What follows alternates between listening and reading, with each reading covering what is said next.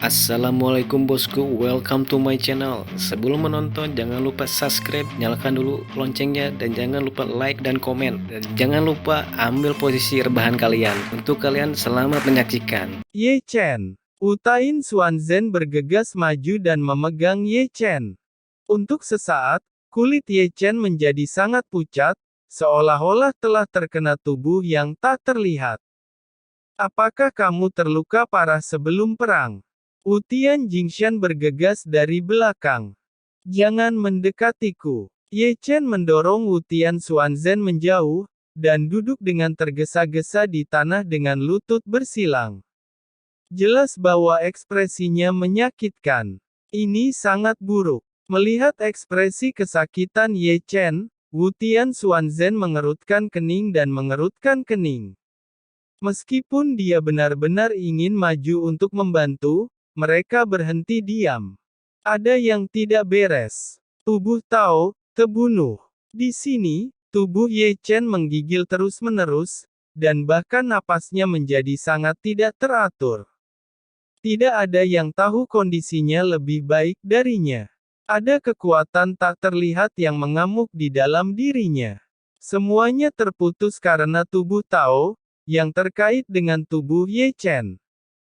Tubuh Tao lahir dari Taoisme, dan tubuh Tao belum pernah mati sebelumnya. Meskipun kematian tubuh Tao berdampak pada tubuh Ye Chen, pada dasarnya dapat diabaikan. Setelah batas waktu tercapai, dapat diubah menjadi tubuh Tao lagi.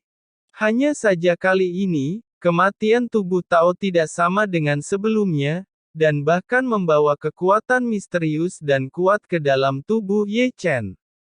Dan Ye Chen terpukul keras oleh kekuatan misterius ini. Yang lebih membingungkan baginya adalah Ye Chen sama sekali tidak tahu apa yang terjadi dengan tubuh Tao. Sebagai tubuh utama, Ye Chen seharusnya memiliki ingatan tentang tubuh Tao, tetapi ingatan tentang tubuh Tao terputus. Siapa orang yang membunuh tubuh Tao dengan kekuatan misterius seperti itu? Mata Ye Chen hampir menyipit. Ye Chen. Di sini, ekspresi khawatir Wutian Xuanzhen memanggil ragu-ragu. Saya baik-baik saja. Ye Chen mengumpulkan pikirannya, menekan kekuatan misterius dengan kekuatan yang kuat, menghapusnya dengan esensi tubuh kuno, dan wajahnya yang pucat menjadi berdarah. Melihat ini, Wutian Xuanzhen mereka sangat lega. Ayo pergi. Ye Chen dengan lembut menyeka darah dari sudut mulutnya, dan yang pertama terbang ke arah barat. Hal-hal hari ini terlalu aneh. Sebagai tubuh utama, Ye Chen benar-benar tidak bisa memahaminya. Yang bisa Ye Chen lakukan hanyalah menunggu sampai batas waktu tercapai, dan menjadi iblis lagi, maka segala sesuatu tentang apa yang terjadi sebelumnya akan jelas. Pegunungan Xingtian, langit dan bumi membengkak, dan pasukan hitam seperti tentara hitam tiba. Lihatlah lebih dekat, tetapi itu adalah pasukan dari cabang ke-8 Aula Haus Darah. Melihat pegunungan Xingtian berlumuran darah, pemilik Aula cabang ke-8 sangat marah, karena lebih dari 90% pasukan adalah orang-orang di Aula cabang ke-8. Yang paling penting adalah Aula cabang ke-8-nya tentara menderita kerugian besar sehingga keluarga Wutian melarikan diri. Seseorang membawa komandan yang masih dipaku ke langit. Harus dibunuh dengan pedang. Seorang pemimpin mengerang. Aku tidak menyangka keluarga Wutian masih bisa begitu kuat. Di mana Sue Qiong? Di mana itu? Pemimpin Aula ke-8 mendengus dingin. Sue Qiong berada di pemakanan kuno. Brengsek. Pemimpin kuil ke-8 sangat marah lagi, sama dengan kuil cabang ke-8 ku telah sangat menderita untuk menghentikan keluarga Wutian. Kamu benar-benar bersembunyi di kota kuno untuk menonton pertunjukan besar. Pemimpin cabang ke-8 berkata dengan dingin. Turun dan bersihkan medan perang dan kembali ke istana cabang ke-8. Di pegunungan dunia fana, keluarga Wu Tian berhenti. 3 menit untuk memulihkan kekuatan spiritual. Suara Wu Tian Xuanzhen menyebar ke seluruh keluarga Wu Tian. Berita dari mata-mata. Di sini, Wu Tian Xuanhai datang dan menyerahkan slip bambu giok. Wu Tian Xuanzhen mengambilnya, menghancurkannya dengan lembut, dan menelan informasi di slip bambu giok. Aula utama 9 aula haus darah bertarung satu sama lain. Kuil istana haus darah menderita kerugian besar, dan tidak akan melakukan yang terbaik untuk mengejar kita. Jadi, ini membantu kami. Utian Xuanhai tidak bisa menahan tawa. Mungkin tidak ada pasukan yang mengejar, tapi masih akan ada rintangan di depan. Ye Chen menarik napas dalam-dalam. Bahkan di dunia fana, mungkin ada banyak perubahan kapan saja. Jadi, ayo kita mulai. Utian Xuanzhen segera memerintahkan. Selanjutnya, seperti yang dipikirkan Ye Chen, pasukan istana cabang ke-8 tidak menyusul. Namun, seperti yang Ye Chen katakan, memang ada banyak intersepsi di depan, tetapi mereka pada dasarnya adalah keluarga yang berafiliasi dengan Istana Haus Darah. Adapun cabang Istana Haus Darah, tidak satu pun dari mereka yang bodoh. Tidak ada yang mau membawa hubungan mereka sendiri ke perkelahian keluarga Wu Tian.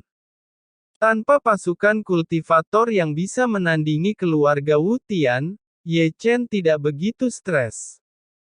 Dengan cara ini, orang-orang keluarga Wu Tian dapat digambarkan melewati pertempuran.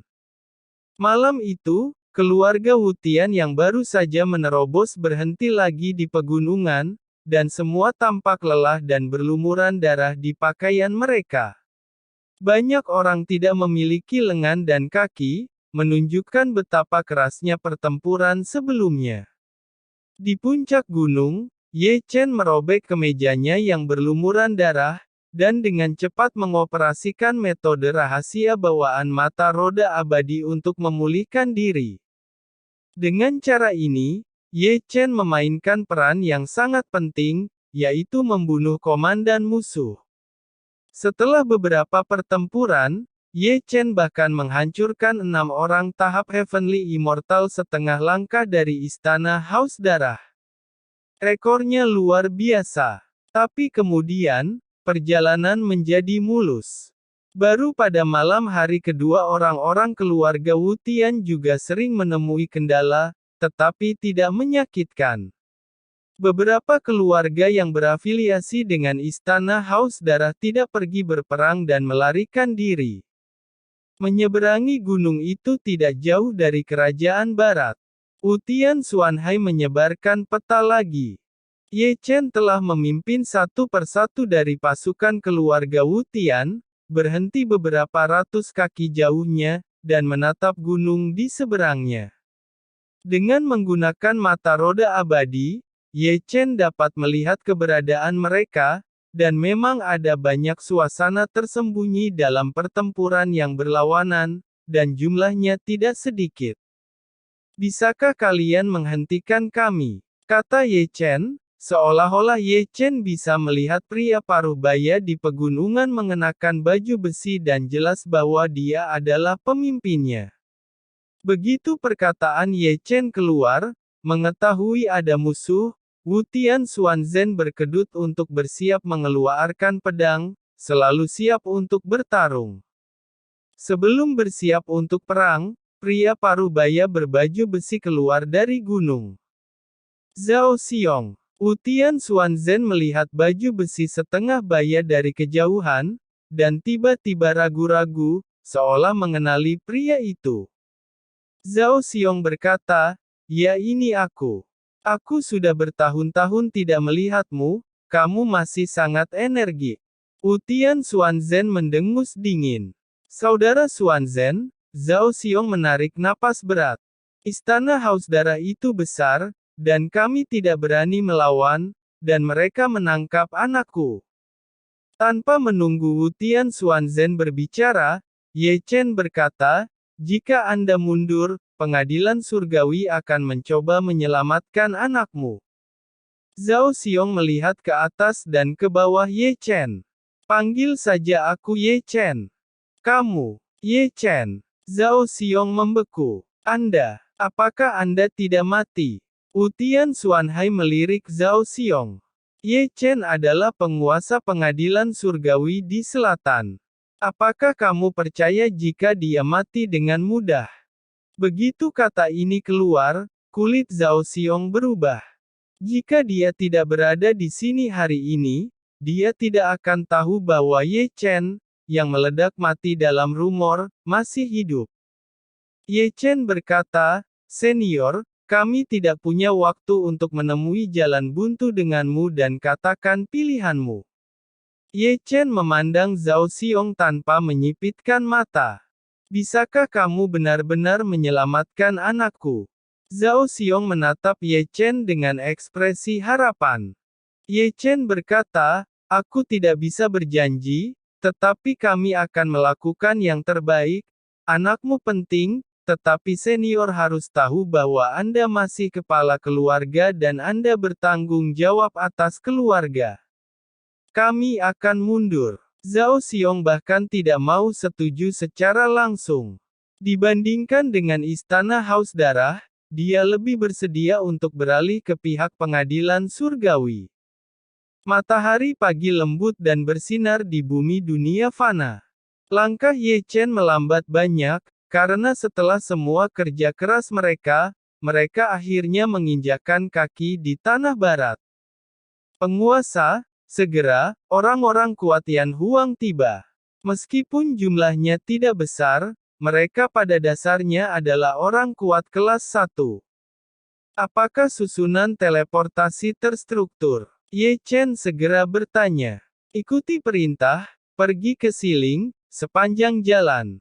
Lebih cepat. Mengerti. Ye Chen berkata, beritahu Ren Huang, Unutek mencari anak ini. Di sini, Ye Chen menyerahkan slip bambu giok kepada pasukan Yan Huang. Adapun orang yang ingin Ye Chen periksa, tentu saja itu adalah anak Zhao Xiong. Sekarang keluarga Zhao telah menyerah, keluarga Zhao adalah anggota pengadilan surgawi, Ye Chen tidak dapat menjamin apakah dapat menyelamatkan anak Zhao Xiong, tetapi pasti akan berusaha sekuat tenaga. Hal berikutnya jauh lebih mudah dilakukan. Keluarga Wu Tian terus memasuki lingkaran teleportasi, yang juga menunjukkan bahwa pelarian mereka akan segera berakhir. Brengsek, brengsek, brengsek. Aula Haus Darah dipenuhi dengan raungan yang menggelegar. Yan Luo meraung marah. Namun, kemarahannya tidak ditujukan pada keluarga Wu Tian yang melarikan diri, tetapi pada hal lain, yaitu pembunuhan tuan muda dari keluarga besar di Chu Utara akhir-akhir ini. Pembunuhnya ternyata secara ajaib dilakukan oleh Istana Haus Darah mereka. Yan Luo berteriak, siapa yang memberimu kalian perintah untuk membunuh para tuan muda dari para keluarga di Chu Utara? Pada dasarnya, yang memerintahkan adalah Ye Chen yang menyamar sebagai leluhur Istana Haus Darah. Tujuannya jelas untuk memecah belah hubungan Istana Haus Darah dan para keluarga di Chu Utara. Yan Luo berteriak, siapa yang memberikan perintah, Katana?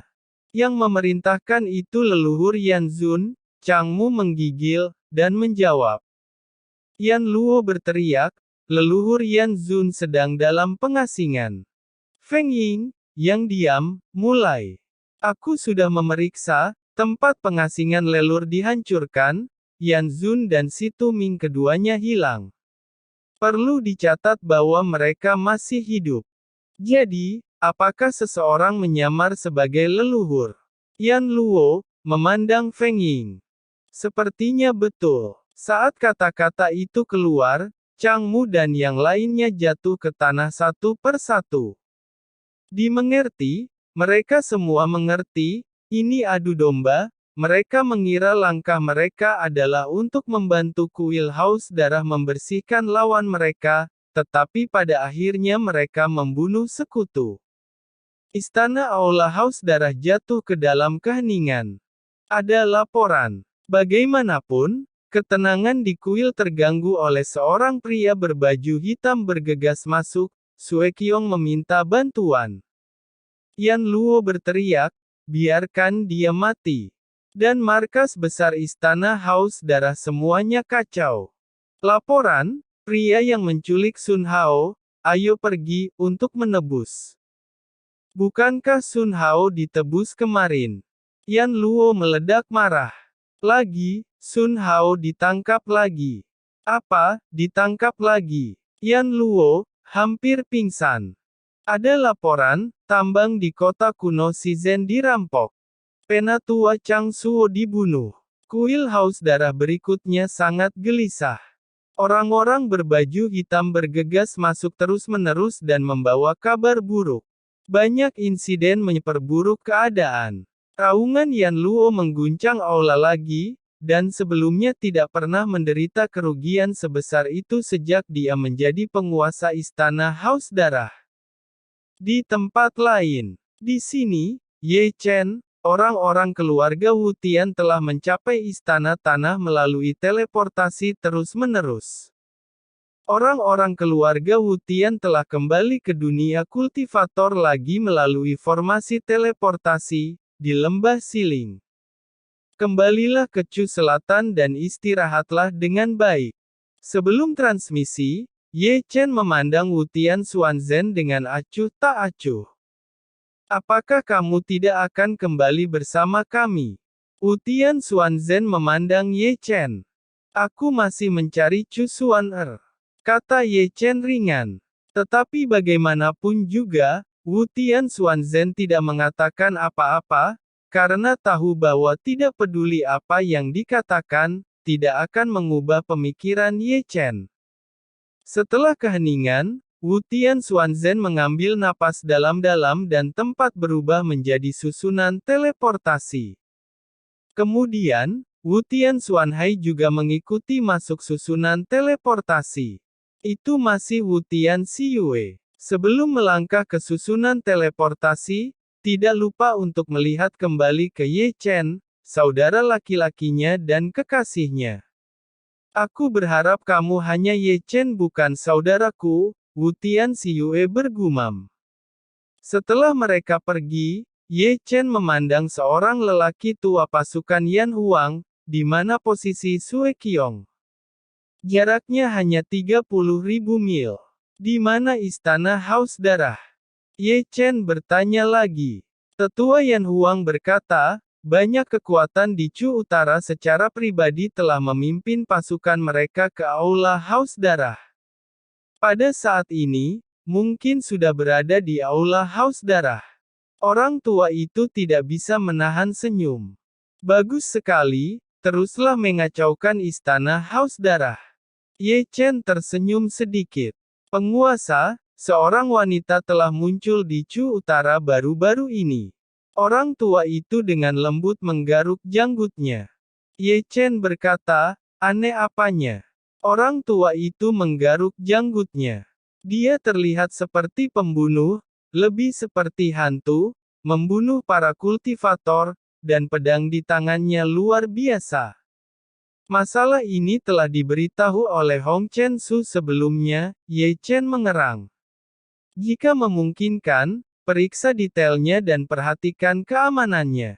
Sudah diperiksa. Jadi, perintahnya turun, susunan teleportasi dihancurkan, dan semua orang kembali ke markas Yan Huang. Mengerti. Orang tua itu bergegas keluar. Setelah lelaki tua itu pergi, Ye Chen duduk di tanah bersila. Segera, Ye Chen menggerakkan pikirannya dan memulai metode rahasia tubuh Tao. Namun, Ye Chen tidak dapat menghasilkan tubuh Tao, atau ada kekuatan supernatural yang memblokir metode rahasia pembuatan tubuh Tao, mencegahnya untuk dipisahkan.